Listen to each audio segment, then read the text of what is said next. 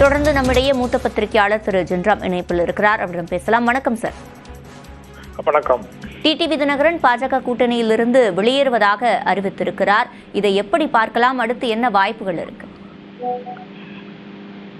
பாரதிய ஜனதா கட்சி அதிமுக கூட்டணிக்குள்ள தானம் இருந்துவிட முடியும் என்று காத்திருந்த நடக்கல அப்படிங்கிறதுல இருந்துதான் தெரியுது. இது எடப்பாடி பழனிசாமி கட்சியிலிருந்து வெளியேற்றிய அல்லது அவர்களாக வெளியேறிய TTV Dhinakaran, V K Sasikala, OPS போன்றவர்களை எந்த சூழலிலும் அனுமதிப்பதில்லை. அவர்கள் எம்எல்ஏவாக வருவதை அல்லது அதிகாரம் பெறுவதை எந்த சூழலிலும் அனுமதிப்பதில்லைங்கிற முடிவுல இபிஎஸ் இருக்கும் போது, இபிஎஸ் கையில கொஞ்சம் இப்ப இருக்கிறத விட கூடுதலாக எந்த அதிகாரமும் போய்விடக் கூடாது என்பதுல ஓபிஎஸ்ஓ டிடிவியோ அந்த முடிவு எடுப்பது இயல்பானது அப்படிங்கிற நிலையில தான் இந்த விஷயத்தை நான் பார்க்கிறேன்.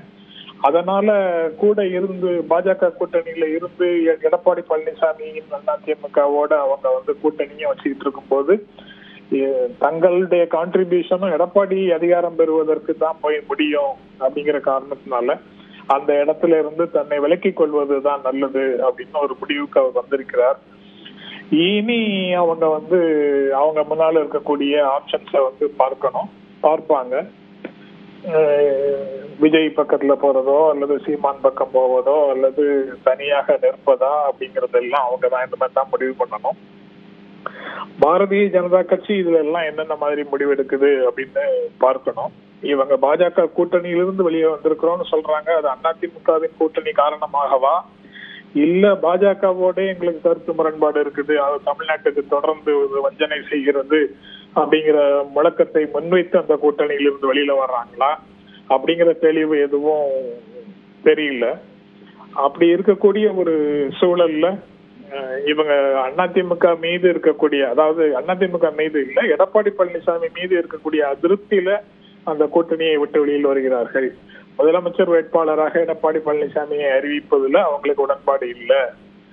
எடப்பாடி பழனிசாமி அதிகாரம் பெறுவதை ஏற்க முடியாது அப்படிங்கிறது தான் அவர் 2 நாட்களுக்கு முன்னால டிடிவி தினகரன் பேசியதுல இருந்தே, செய்தியாளர் சந்திப்புல சொன்னதுல இருந்தே அந்த உணர்வு தான் கிடைச்சது. ஒரு சிலரின் துரோகத்திற்கு எதிராகத்தான் இந்த இயக்கம் உருவாக்கப்பட்டது. ஆனால் அவர்கள் திருந்துவார்கள் அல்லது திருத்துவார்கள் என்று நம்பினோம்.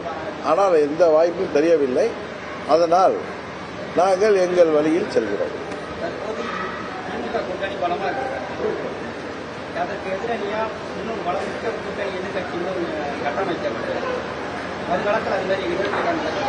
பொறுத்திருங்கள், தெரியல. டிசம்பர் வரை பொறுத்திருங்கள்.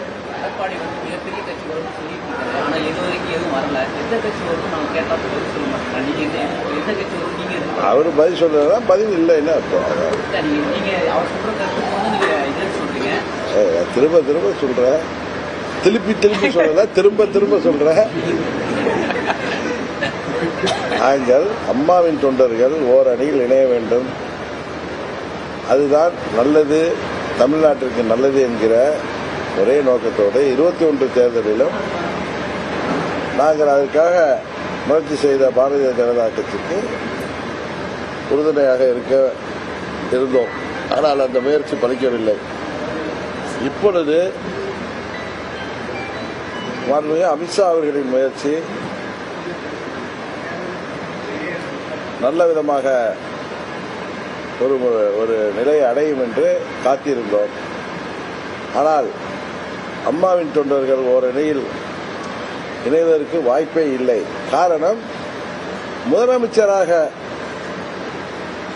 தன்னை மார்த்தட்டிக் கொள்பவர்கள் தாங்கள் செய்த துரோகத்தை நியாயப்படுத்துகின்ற விதமாக தாங்கள் சரியானவர்கள் என்பதை போல ஊராக சென்று ஆணவம், அகங்காரம் இதோடு கூச்சலிட்டு வருவதை பார்த்த பிறகு நான் அமைதியாக இருந்தாலும் சற்று காலம் பொறுத்திருந்து முடிவெடுக்க வேண்டும் இருந்தாலும் எங்கள் தொண்டர்களும் நிர்வாகிகளும் என்னை பார்க்கின்ற பொழுதெல்லாம் நான் யாரை எதிர்த்து இந்த இயக்கம் கண்டோமோ அவர்களை தோளில் தூக்கிச் செல்ல நாம் ஒன்றும் ஏமாளிகள் அல்ல, நல்ல முடிவெடுக்க வேண்டும் என்று சொன்னார்கள்.